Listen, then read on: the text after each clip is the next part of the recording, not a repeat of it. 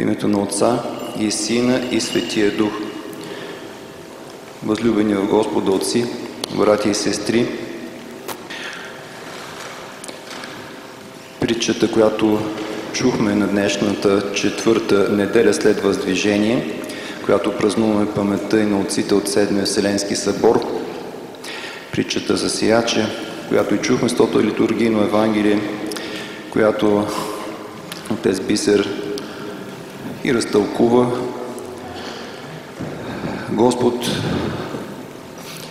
ни казва, че Словото Божие, което Той дойде да и ни го говори на разбран човешки език, е за да принесе плод в душите ни.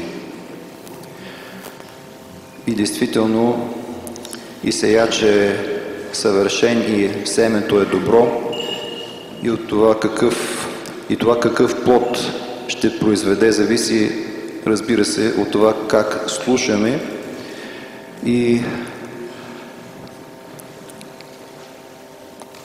каква е почвата на нашето сърце, която само онази почва, която е добра и разработена, тя произвежда добър плод. Всяка една почва, ние сме свидетели и с малки инструменти и с големи машини, всяка една почва може да се разработи и от път може да стане почва, и от каменисто място, когато се почисти, може да стане почва, и нива обрасла с плевели, когато се оплевят плевелите, тя също става добра почва. Това означава, че човек трябва да се труди над себе си, за да може Словото да принася плод. Интересно е начина, по който Словото Божие принася плод в нашите сърца. Като пътуваме из полята зимно време и виждаме как житото, което е хвърлено есенно или рано на пролет, често сняг го покрие, дъждове го валят, студове. Човек би се ужасил. Тръгнало, покълнало едно съвсем крехко телце, а какви страшни метеорологични условия преодолява. Но то е семенце, дадена му е сила, има предназначение и то преодолява всичките тези на пръв поглед ужасяващи природни условия, зимно време и рано на пролет. По същия начин и ние, когато чуваме Словото Божие, особено в началото на нашия път във вярата, често пъти някоя насмешка е готова да попари словцето, което сме възприели, ние да се ужасим, ние да забравим тази сила, която това Слово носи в себе си, да се доверим на присмеха, да се доверим повече на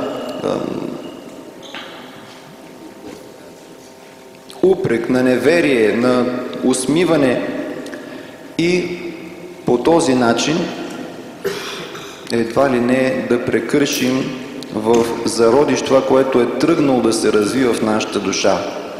Следователно, един от инструментите за разработване на почвата и превръщането й от камениста, от потъпкан път, добра почва, това е вярата. Без вяра не можем да благоугодим на Бога. И затова Господ ни казва, коя почва принася добър плод. Казва, онези, които слушат Словото и го пазят в добро и чисто сърце. Когато има паметта, когато помним, когато се доверим, че можем много неща да не знаем, много неща да не разбираме, но Бог знае какво е говорил.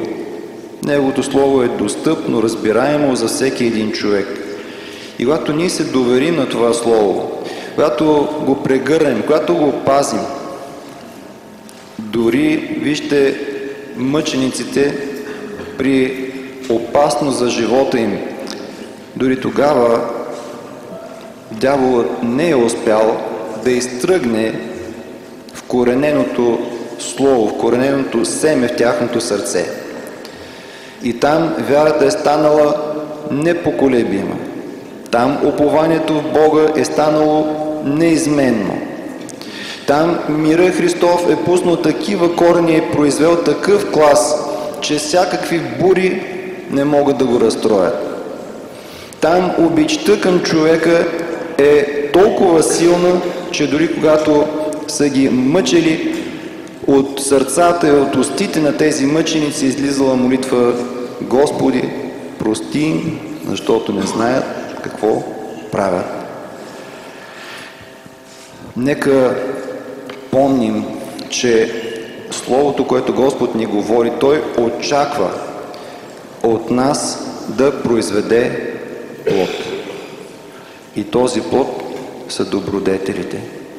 Крепка, неуколебима вяра, упование в Бога, търпение, което не се изменя от каквито и да обстоятелства, надежда и любов към Бога и човеците, която не се изменя от никакви обстоятелства. Нека Бог помага да разработваме почвите на нашите сърца, там където има камъни да ги отстраняваме, където има плевели да ги изтръгваме, да пазим Словото и неминуемо има ли ги вече тези условия, то това Слово ще произведе добър плод и в нашите сърца. Честит и благословен празник! Божието благословение да бъде върху всички нас!